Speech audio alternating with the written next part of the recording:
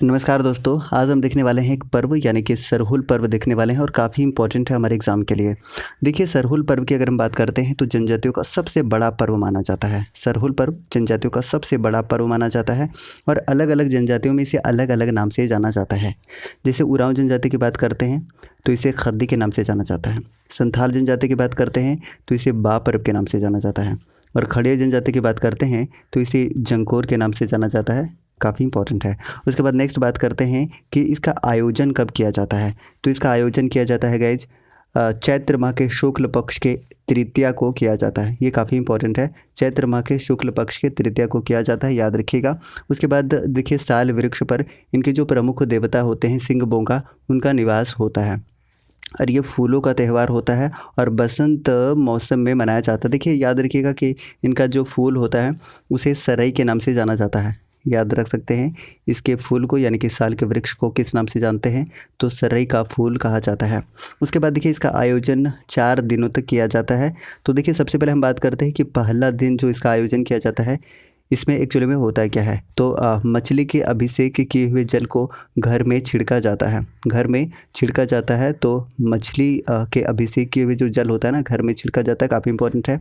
उसके बाद दूसरा याद रखिएगा कि दूसरा दिन क्या होता है, तो उपवास रखा जाता है और गांव का जो पुजारी होता है, जो पाहन होता है, वो हर घर की छत पर साल का जो वृक्ष है ना, साल का वृक्ष जिसे साल के वृक्ष का जो फूल है सरई, उसे क्या किया जाता है, उसका पूजा किया जाता है और उसके हर छत पर क्या किया जाता है, ये सरई का फूल जो है वो रखा जाता है। ये अभी भी आपको देखने को मिलेगा, ऐसी परंपरा अभी भी है।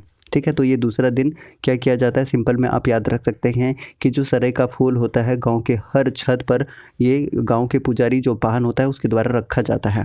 नेक्स्ट बात करते हैं कि तीसरा दिन क्या होता है। तो तीसरा दिन मुर्गे की बलि दी जाती है और जो चावल होता है और मुर्गे का मांस होता है, दोनों को मिलाकर और खिचड़ी तैयार किया जाता है और उस खिचड़ी को क्या कहा जाता है, ये ज़्यादा इंपॉर्टेंट है, तो सूड़ी के नाम से जाना जाता है, जिसे प्रसाद के रूप में वितरित किया जाता है। तो ये काफ़ी इंपॉर्टेंट है। तीसरा दिन याद रखिएगा कि मुर्गे की बलि दी जाती है और चावल और जो मुर्गे के मांस की जो खिचड़ी है वो तैयार किया जाता है और इसे क्या कहा जाता है, तो याद रखिएगा सूड़ी के नाम से जाना जाता है। बहुत ही इंपॉर्टेंट है।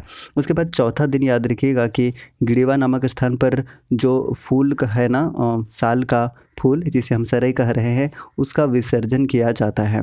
उसके बाद याद रखिएगा कि 3 पात्र लिया जाता है गैस, 3 पात्र लिया जाता है और तीनों पात्र को देखा क्या जाता है, सुबह में देखा जा जाता है। एक बार सुबह में देख लिया जाता है कि अगर पानी का स्तर घट जाता है तो ऐसी भविष्यवाणी की जाती है कि अकाल होगा। अगर पानी का स्तर इन तीनों पात्र में घट जाता है तब इसका भविष्यवाणी क्या होता है कि क्या होगा, अकाल पड़ेगा, ऐसी भविष्यवाणी की जाती है। उसके बाद अगर उसका स्तर जो है सामान्य रहता है तो ऐसा कहा जाता है कि वर्षा का संकेत है, यानी कि अच्छी बारिश होगी, शुभ संकेत माना जाता है। ठीक है गैस, आज का सेशन हमने कंप्लीट कर लिया है। अगर आपको सेशन पसंद आया है तो प्लीज़ लाइक कीजिएगा, चैनल पर नए तो प्लीज़ चैनल को सब्सक्राइब कर लीजिएगा और अगर टेलीग्राम ज्वाइन करना चाहते हैं तो हैप्पी स्टडी जोन आप सर्च कर लीजिएगा, @हैप्पी स्टडी जोन टेलीग्राम में आपको इसका लिंक मिल जाएगा, जहाँ से आप ज्वाइन करके और सारे के सारे PDF ले सकते हैं। जय हिंद।